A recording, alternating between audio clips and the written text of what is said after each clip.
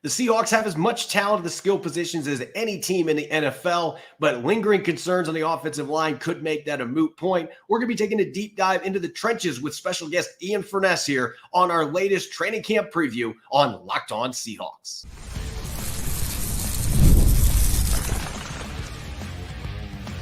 You are Locked On Seahawks, your daily Seattle Seahawks podcast, part of the Locked On Podcast Network, your team every day. Greetings, 12. This is Corbin Smith, host of the Locked On Seahawks podcast, your daily Seahawks podcast, part of the Locked On Podcast Network, your team every day. Glad to be joined, as always, by my co-host in crime, Rob Rang, and a special thanks to our guest on today's show. It's kind of a flip, a reversal here for both Rob and I. We're used to Ian Furness being the one that is dishing questions out to us on the radio. We are going to flip the script today, and Mr. Furness, we are fired up to have you on here sporting your Cougar gear. I know that the Pac-2 has kind of created some interesting dynamics there, but it is certainly not dampening your fandom for your Washington State Cougars. No, and I figure we're going to be talking about a former Cougar at some point here pretty quick if we're talking offensive line and Abe Lucas. But this is fun for me, man. I'll be honest with you. I usually, like you said, I'm on the other side, especially with you two guys. Rob's a weekly guest for us and has been for, I don't know, Rob, decade plus, right? Probably almost 14, 15 years. Every Friday on the show, he comes on. We break down the big college games and how it relates to draftable players and how they would fit in with Seattle, and become a really popular part of my radio show every Friday, and kind of a staple of it, to be honest with you, part of the fabric of it. And Corbin, you've been kind enough to come on pretty much anytime I say, Corbin, I need you to come on. So this is fun to be on the other side. This is cool. Yeah, we're looking forward to talking offensive line. We have been diving into training camp storylines with different guests, breaking down different parts of the team with their own unique spin. And we're going to kick this off with an essential question that, quite frankly, to me, this is the most important question the Seahawks have to be able to answer here when we open training camp. Did the Seahawks do enough to improve their offensive line? Ian, where do you stand on that? Because I know you and I have talked about this. It seems like we've been a little back and forth watching OTAs, mini camps, stuff like that. But going into the season, where do you stand on that as far as where this offensive line is for the Seahawks team? Yeah, I think they improved in a couple areas. One, I guess the start would be, and no, all due respect to Andy Dickerson, I think getting Scott Huff in as an offensive line coach improves you automatically. His track record in college speaks for itself, and what he was able to do at Washington with that team and with that offensive line. Michael Penix doesn't put up the numbers he does. Rome Odunze doesn't put up the numbers he does. Ryan Grubb doesn't have the success he does without that offensive line being elite, and they were for the last couple of years. Does it translate to the NFL? Sometimes there have been college coaches, even position coaches, that haven't translated. We know that, and we'll wait and see. Ryan Grubb's the other guy that we'll ask about. But I think Scott Huff, I got great respect for him. I think he makes you better. I think health will make you better. If you're healthy at the two tackle positions, which we'll get into, obviously, that makes you better. I think Oluwatimi is an upgrade at center. I think he would have been a starter last year. I don't know what you guys think. I think if he wasn't hurt, didn't have the wrist issue all through training camp, if there wasn't this, predisposed notion that you have to have a starter in there, a guy that's kind of a journeyman, and Evan Brown, I think he would have been your starter. I think he would have been a better player for you. And then the guard positions couldn't get worse than they were a year ago. They just could not be worse. The fact Damian Lewis got that contract is mind-boggling to me. And then on top of that, you add the right guard position, which is still in flux, but I think you'll be better there as well with some consistency, especially if there's consistency at the tackle position. So I think they're better. Are they one of the best offensive lines in the NFL? Probably not, but I think they're better. Well, and that's where I'll kind of jump in there, Ian. You mentioned the offensive tackle position, and obviously that's the premier position along the offensive line. And I'm going to ask you to kind of go in that Wayback Machine, back when you and I were, shoulder to shoulder, basically at Northwest College. The Seahawks, and one of the very first selections that John Schneider and Pete Carroll made together, of course, was the selection of Russell Okung. And then the Seahawks used a top 10 selection here, obviously, in Charles Cross. Okung did not end up becoming the perennial all-pro that a top 10 selection usually, suggests. What do you think about what we've seen so far from Charles Cross? In my opinion, he is a guy that is probably more athletic and more agile in pass protection, but I don't know that he brings the physicality that Okung brought in the running game. But you, sir, besides the radio show, you of course work the sidelines. I mean, you are on the field. You can interact with players, with coaches. What do you think about Charles Cross? Is he the type of building block that the Seahawks envisioned when they made that selection a couple of years back? He hasn't been yet. He took a step back last year. I think it's safe to say, just watching, the performance, but he was hurt. And I think that the fact that he was really never healthy last year, you kind of give him a pass on that. You're right. He's probably not the most physical tackle in the world. He is athletic. He looks the part, but he's got to take a step forward this season. Okung was an interesting guy. I think, what did he make? One Pro Bowl when he was with Seattle, I believe. They didn't re-sign him. But he was the left tackle on a Super Bowl championship team that had a very good offensive line. I like Cross. He's got to be good, and I think he will be better this year than he was last year. And maybe part of it, too, was the guy next to him wasn't very good the last couple of years. And I, just talking to my son, who's an offensive lineman in college and plays left tackle, you better trust that right guard or that left guard. And if he's not good and you're not trusting him and he's making mistakes or the center's making mistakes, it's just a domino effect. We all know that. And so I'll give him a pass. I think that there is a lot of skill there. And I think hopefully for the Seahawks' sake, I would hope that Scott Huff gets it out of him. When we return with our special guest, Ian Furness, we're going to continue to dive into the Seahawks offensive line, including who may win the right guard position heading into the 2024 season. Don't go away. You're listening to the Tuesday edition of Locked On Seahawks. Locked On Seahawks is sponsored by BetterHelp. What's the first thing you'd do if you had an extra hour in your day? For me, I wish I had a bit more time to write music and play heavy metal. The best way to squeeze that special thing into your schedule is to know what's important to you and make it a priority. Therapy can help you find what matters to you so you can do more of it when you want to. BetterHelp Online Therapy will assess your needs and can match you with your own licensed professional therapist in less than 48 hours. If you're thinking of starting therapy, give BetterHelp a try. It's entirely online, designed to be convenient, flexible, and suited to your schedule. Just fill out a brief questionnaire to get matched with a licensed therapist and switch therapists anytime for no additional charge. Learn to make more time for what makes you happy with BetterHelp. Get 10% off your first month at BetterHelp.com/lockedon. That's 10% off your first month of online therapy at BetterHelp.com/lockedon. I think Lake and Tomlinson coming in, you can look at the numbers you had last year with the New York Jets. But Ian, you and I've talked about this when I've been on your radio show that the fact of the matter is you could have put Walter Jones in his prime on that New York Jets offensive line last year, and he would have had some trouble because that whole offense was a mess. His experience, I would think, is going to rub off positively on both Charles Cross and Oluwatimi at the center position being sandwiched between those guys. But really the biggest X factor with this team, and you already mentioned this, we got to talk a former Cougar here. Abraham Lucas, when the Seahawks had him healthy his rookie season, he was arguably the better player of the two tackles compared to Charles Cross. He played outstanding football. He brought some nastiness, some toughness to this line that we just have not seen enough of in the last 5 or 6 years.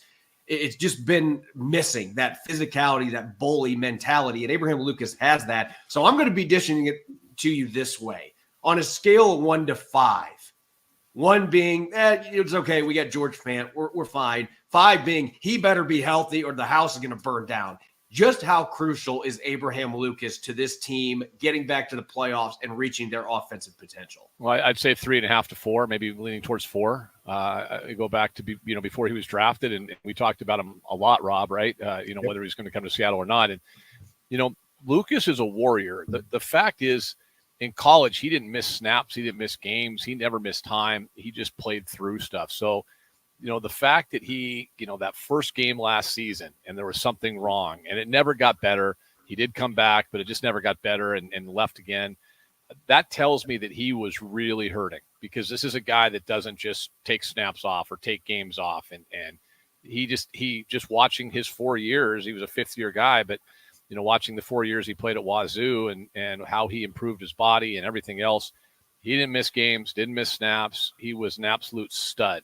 So that tells me he was really banged up last season. So if he is healthy and they've done everything this offseason, we've seen the social media, him doing squats and things like that. And listen, I couldn't even do one of those right now. So, but seeing that kind of gives you some hope that he's going to be pretty good and ready to go.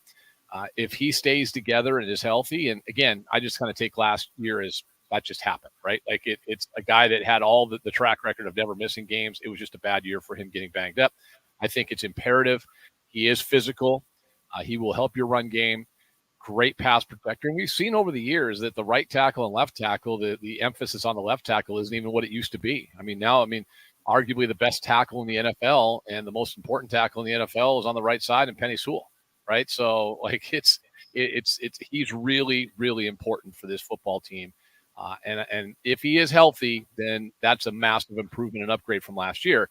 If he's not, it is a good insurance policy to have George Fant here. Either side. Like that's a heck of an upgrade as far as your backup swing tackle than you had last year. All due respect to Stone Forsythe, who at times played okay, but isn't at the same level of those guys. George Fant comes in and gives you that opportunity to have somebody, that could probably step in, but they need to have Lucas. Yeah, and I 100% agree with you. And I love the fact that both of you mentioned George Fant. Some of my earliest memories of watching the Seahawks back in, mini camps, OTAs years ago, and George Fant's first run here with Seattle was that he was intense. And you don't always see that with former basketball players, just the physicality, the aggression with which he plays. And I think it's easy for a lot of Seahawks fans to, they know that Aaron Donald retired. They know that Eric Armstead, DeForest Buckner are no longer in San Francisco 49ers. But you look at, say, San Francisco, for example, and along with Nick Bosa, they brought in Leonard Floyd, who was definitely a nemesis of the Seahawks in his previous time with the LA Rams. So I think it's an important point, Ian. And again, Corbin, you mentioned as well, just those tackles. I think it's even more important in Ryan Grubb's offense, Scott Huff's offense, Geno Smith's offense, that you protect the quarterback because of the depth of the routes that we're expecting that Seattle's wide receivers are gonna be running. Now, I say all of that because, again, that's one of the reasons why we started off the conversation at the tackle position. I'm going to switch back here to the center position. You mentioned Oluwatimi, and I agree with you, sir. I think that he probably should have been the starter if not for the injury. Can you just explain in your opinion, you've been covering the Seahawks for an awful long time. How critical is the center position for the Seahawks to have that success moving forward? Well, it's huge. They Max Unger obviously was the gold standard in recent memory. Robbie Tobeck before that. Chris Spencer never really quite worked out to the level of a first-round draft pick. And, they've moved guys around ever since then, right? Justin Britt, whoever it might be, trying to find a replacement. From Tobeck, and then waiting all those years, and then you get Max Unger in here, who was fantastic. The trade that probably was the start of the demise in some ways of the team of Unger to New Orleans for Jimmy Graham.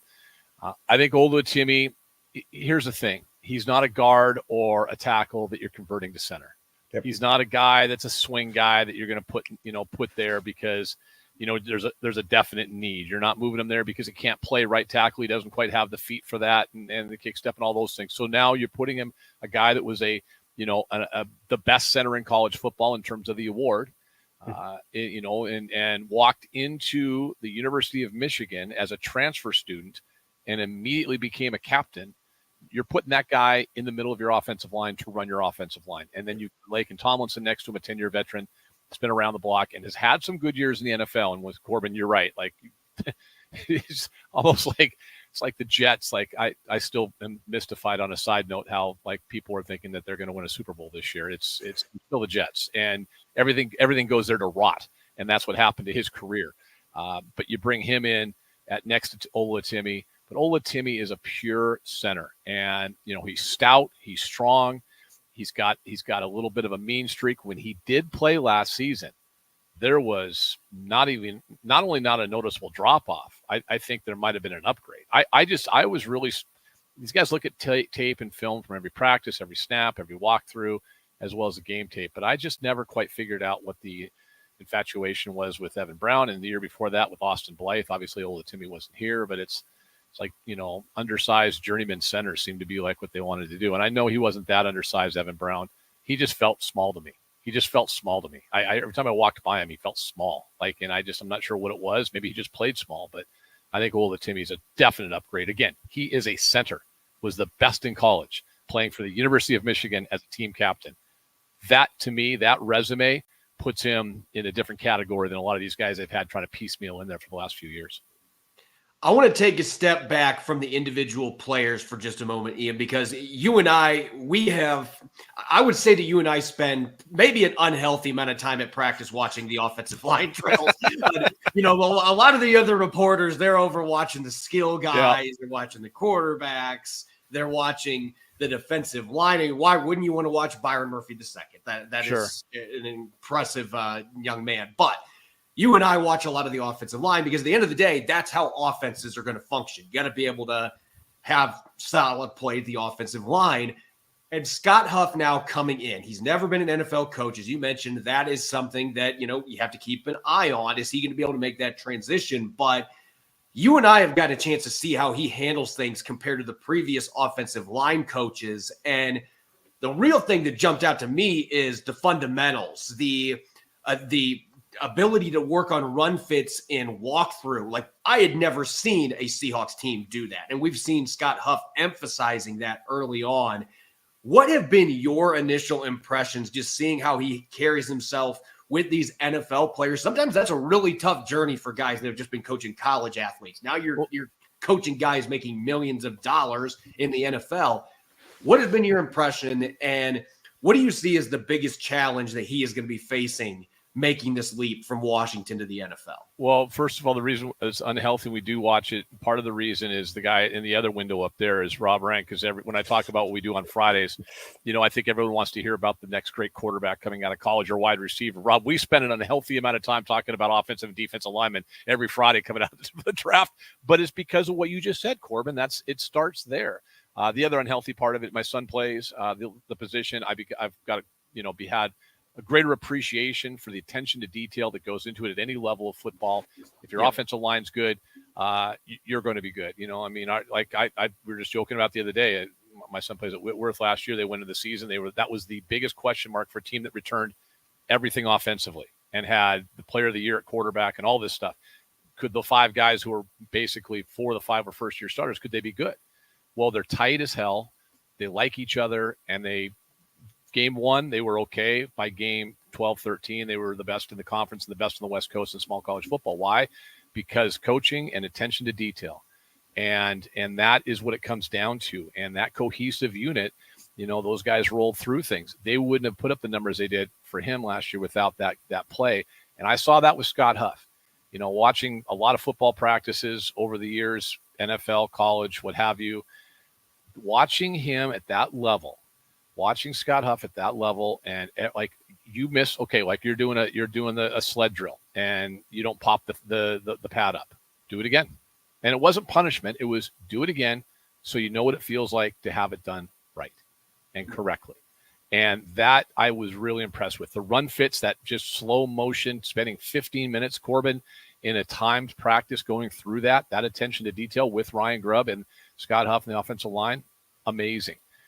And I think that comes from Mike McDonald too. Let's talk, because we saw that same stuff in 11-on-11 drills, 7-on-7 red zone and stuff. We saw every position coach, attention to detail. Everything was just done, like a step back. And I'm sure for a player, I'm guessing it's certainly not the most fun in terms of a practice.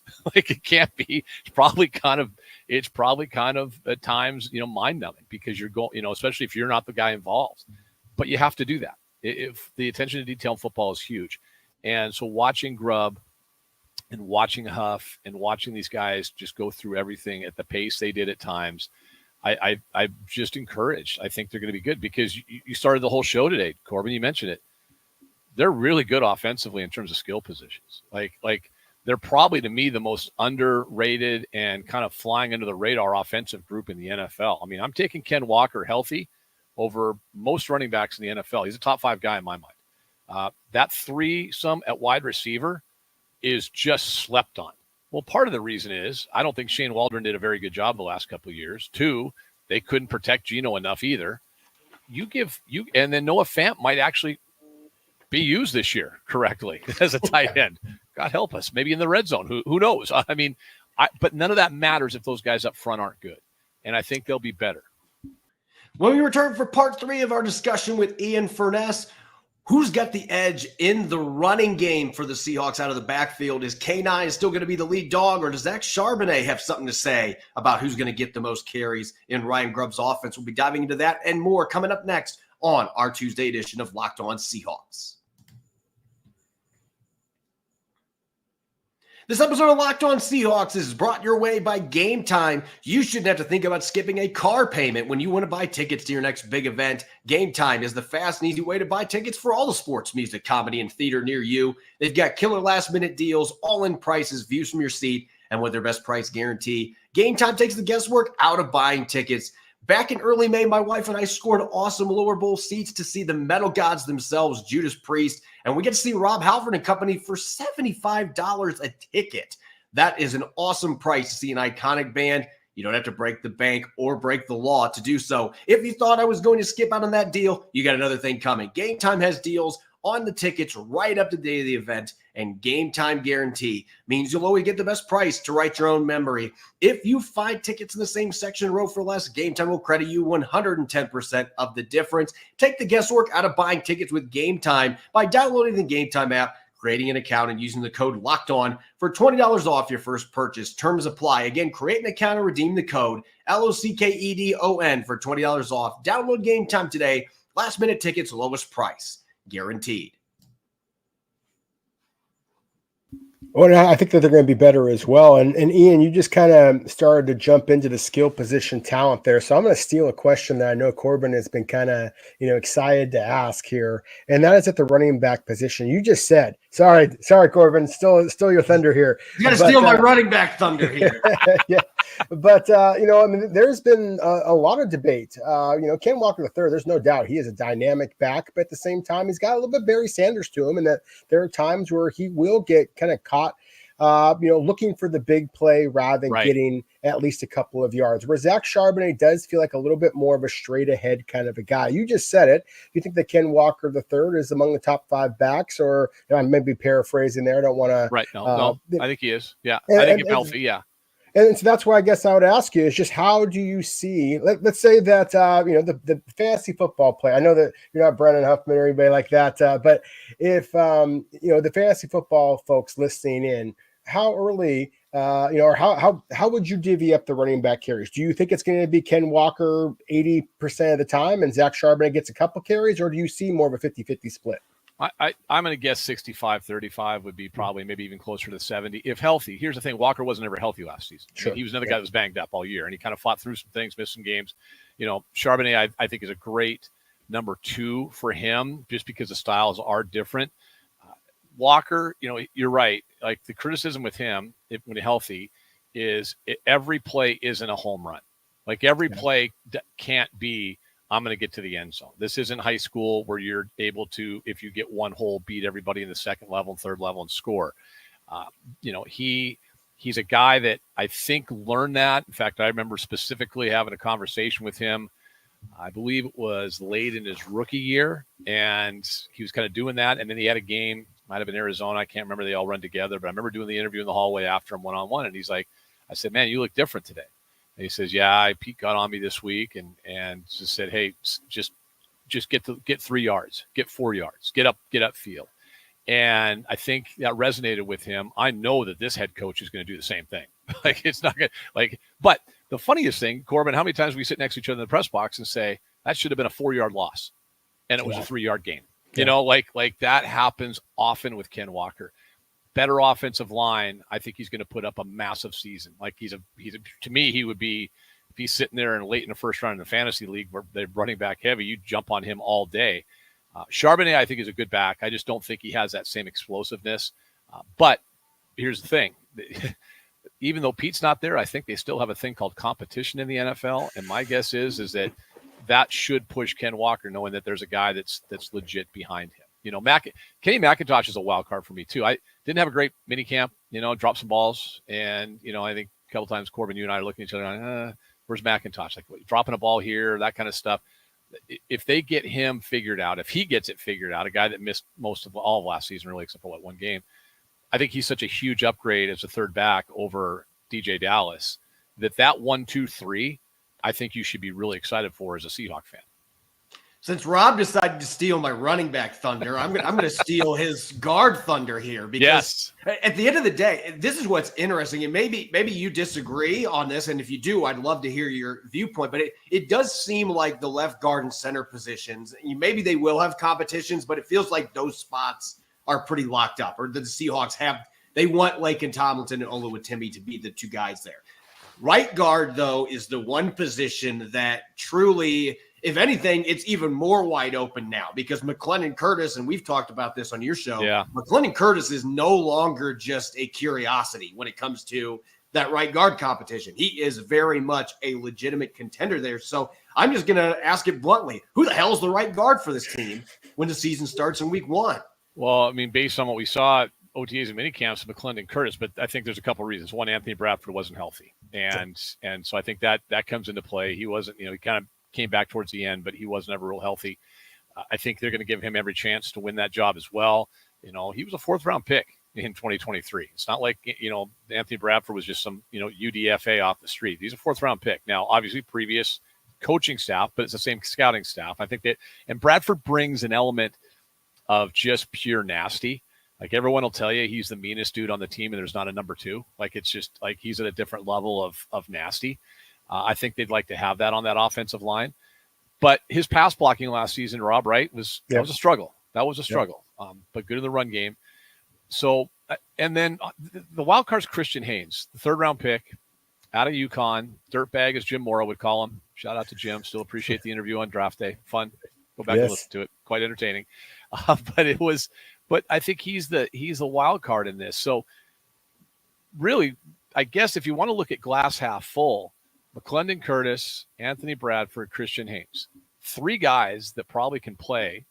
Who is the best guy at the end? I think, having that true competition is going to be fun to watch and see. I couldn't tell you who the guy is today. I'll go back, though. When Abe Lucas was a rookie, and when he came into the league, and he was a 3rd-round draft pick as well. And if you remember Corbin and Rob, during training camp, Abe Lucas, OTAs and minicamps and into training camp, Abe Lucas was with the 3s for the most part until about, the 2nd week maybe at training camp. And then he finally got – Charles Cross was day 1, left tackle starter from day 1, 1st-round draft pick. I think there's still a pecking order that's old school in the NFL. Got to earn your spot. You're a 3rd-round pick. Earn it up there. I wouldn't count Christian Haynes out. I wouldn't look at the depth chart from spring and say, hey, just because he wasn't with the 1s for the most part means he's not in the mix. I think just because of how it works, 3rd-round pick, you're going to earn your way up there. I think ideally, I think the 3 of us talked about this at the Virginia Basin Athletic Center during draft weekend when they drafted Christian Haynes. Didn't we all kind of think they just drafted their starting right guard? I think we all thought that at the time. So I wouldn't count him out. I think just because of that competition, they're going to be better there. And whoever doesn't win it, you got a couple pretty decent backups, I would think, at the guard position, which you've been lacking the last couple of years.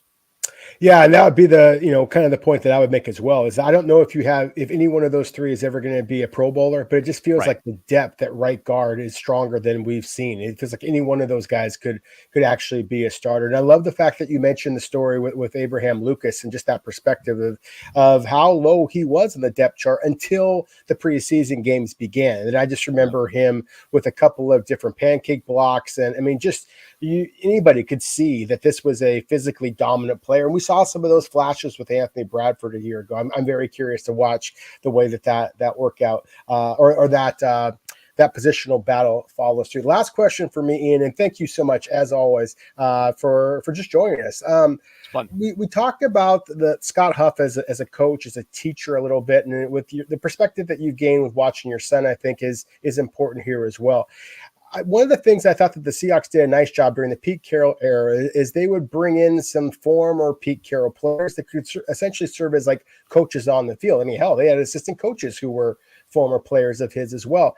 I love the fact that the Seahawks brought in Nick Harris, the center, who, of course, knows Scott Huff well. Have you had an opportunity yet to see how that relationship is working between Scott Huff, Nick Harris, maybe Oluwatimi? And do you think that is somebody, just if you know anything about Nick Harris as a person, does he have that kind of a mentor-like mentality that Oluwatimi might be able to lean on if he needed it? Yeah, just watching him a little bit, I think he's short. He's 6'1", That was kind of the first thing that jumped out at me with him a little bit. I mean, Olatimi's only 6'2", but he feels bigger, looks bigger to me. Yeah. But Harris as a mentor, I think because I don't believe there's a true competition but he's a veteran that's come in here for a reason. Depth guy. He can play guard. He can play center. Yeah, I think there's a comfort level with what Scott Huff does that probably does come into play with Nick Harris. I just, I kind of go back to the whole, even at the guard position and the interior of that offensive line, it just feels like they're upgraded all the way around. And yet you said it, Rob, maybe none of those guys are ever Pro Bowlers. But I think sometimes media and fans do get caught up in, wow, they've got to be better at that position or better at that position. Sometimes you just need to be competent and good, at a position, because I don't know, the Chiefs are really good. The 49ers are really good. Neither one of those teams has 22 Pro Bowlers on each side of on the ball, right? Like you're going to have positions where they're just okay, but being just okay on that offensive line is going to be better than what they've been the last couple of years. And whether it's Olatimi, Harris as a mentor, the guard positions being better or at least okay, at least passable, I think that's why these guys will be better. I really do. And I just kind of look through there. I mean, they've got some guys that they can put, Michael Jarrell's going to be a guy that's probably in the practice squad. Great project guy you can build on for the next couple of years. I just love their depth. I mean, what do they do all the way through with basically is Stone Forsythe still on the team? If I don't root for guys to get cut by any means, but I would just say, watch and see who's not here. If a guy like that gets cut, Stone Forsythe gets cut this year, and I think it's a possibility. If he were to get cut, that tells you that they've upgraded, right? Like they've gotten better, and or if he's inactive every game, and goes down that road, I think that tells you they've gotten better. As we do with each and every one of our guests here in these training camp storylines, Ian, we greatly appreciate bringing you on in this role reversal, but I'm going to put you on the spot here. How many wins does this Seahawks team get? To this point, almost everybody that's been on here has been saying 9 or 10. It's been pretty universal, but where do you stand on how many wins this football team's going to get in year one for Mike McDonald? So when the schedule came out, I think we did, like every talk show host in the country, you do schedule roulette because it's the time of the year when you've got nothing else to do. And so we did schedule roulette, and I think we even did it during the draft. I want to say I went with 11. I want to say I went 11-6. I think there are some games they've got, and can we do this again if they aren't 2-0 to start the season? Good point. We'll give you a mulligan, yeah. I think they have to be 2-0 to start the year, and if they win those 2 games, and they should win those 2 games, and then it gets a little bit dicey, a little bit tough. I'm not sure if they can go into Detroit and win for a 3rd straight year. I'm not sure if that'll happen, but I'll tell you right now, I would have bet the mortgage last year they weren't going to win week 2 in Detroit, and they did. For whatever reason, Gino loves that place. They're very comfortable in that building. So I think they're a better football team, guys, than people want to give them credit for. It's the world is too small with social media and everything else to say that, you're kind of ignored or there's an East Coast bias. But I think there is an East Coast bias. I think when this team had the massive personalities as well as great talented massive personalities, you could not ignore the Seattle Seahawks. You just couldn't. And they're winning, they're going to Super Bowls, all those things, and they're telling you about it along the way. We're still tucked up here in the Northwest. Many people think it's Alaska. It's just, that's where we are. And I think a lot of people just sleep on this team. I'm really excited to see what Mike McDonald brings. Because to me, the biggest question mark isn't even the offensive line. It's nothing on the offense. It's 100% on the defense. Well, this guy flipped the switch on a defense a couple years ago. And I think, by all accounts, he's a brilliant tactician. And he'll put guys in a position to succeed. For whatever reason, that got away from Pete Carroll the last couple of years. Clint Hurt wasn't good enough as a defensive coordinator, the nicest guy that you'll ever meet in the NFL. But I just think it's, between Pete, whatever happened with Pete and certainly with Clint, they weren't good enough. I think this guy makes them so much better on the defense that I think they're going to surprise a lot of teams this season. And having a healthy Uchenna Nwosu, having a guy in Draymond Jones that's going to play a better position, like Morris is going to become a factor. Jaron Reed, this defense, everyone says this defense fits him far better. The question marks of the line, Byron Murphy the second, my gosh, like watching him, I think you and I were standing next to each other, Corbin. He's running the cone drill, like kind of the pad drills. Just the difference between him and every other interior lineman in terms of how the quickness and the explosiveness was night and day. He's going to be the running back in him. Yes, he was. Yeah. He's going to be special. I mean, when he was drafted, Rang has that. Robbie's got that smile on his face. That's what you did when they drafted him. They're like, yes, sir, right? And, we didn't talk about him enough, honestly, because I didn't think there was any way in hell he'd be available to them, and we knew that they were going to trade up. So no, I was stunned he was there, and I was stunned they took him. And because he makes them better up front. And is Mafe going to take that next step? I mean, he was hit or miss last season, 7 straight games with a sack, and then a whole bunch of games without even being noticed. So I think all of that being better if they get – let's go back. You can't have Bobby Wagner and KJ Wright every year at linebacker, right? You can't have the 49ers linebackers every year. You can't have those type of level of guys. If they can find 2 guys to play inside linebacker that are good enough, that are adequate, they're going to – and that – let's assume that secondary, Devin Witherspoon might be the best player – not only in Seattle, but one of the top 3 or 4 players in, the western half of the United States. And if Woolen bounces back, which I think he will, you've rid yourself of a couple dudes in that secondary that were kind of poisonous in a sense, right? And Quandre and Jamal. I think that they've upgraded the safety position. The corners are as good as it gets in terms of a group, collectively a group. You can't kill Michael Jackson. He's a cockroach. He's going to be there all day. No one's going to talk about him, and you watch. He'll make plays this year. Somewhere along the way, Trey Brown will be good, and they've got a genius running the defense. I think this is a far better football team than people are giving it credit for. And if they start out 3-6, we just erase this tape?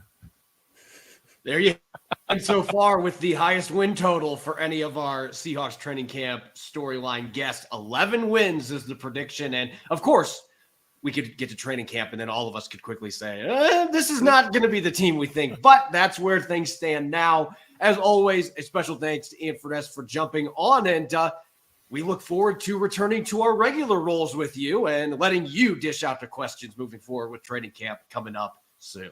I'm looking forward to it again. Rob Rang, Forelli's is calling your name. We'll get that pizza out there for you, have you on Fridays. And Corbin, I think we're going to hopefully continue what we did during OTAs and mini camps with you coming on every week with me as well. That was people loved having you on every week on the radio, so I'm looking forward to doing that again. Awesome. We're all looking forward to it. Should be a lot of fun. Thanks, buddy. Thanks, guys. You can follow me on X and Threads at Corbin Smith NFL. You can follow Rob at Rob Rang. Make sure to subscribe to Locked On Seahawks on YouTube and wherever you listen to your podcast to make sure you don't miss a single episode. Coming up tomorrow, we are going to be putting a bow on our training camp preview series. We got another guest set to join us and might be diving a little bit into the run game. I know one host that's going to be very excited about that. We'll be getting to that on our Wednesday show. Make sure that you're listening in. Enjoy the rest of your Tuesday. Go Hawks.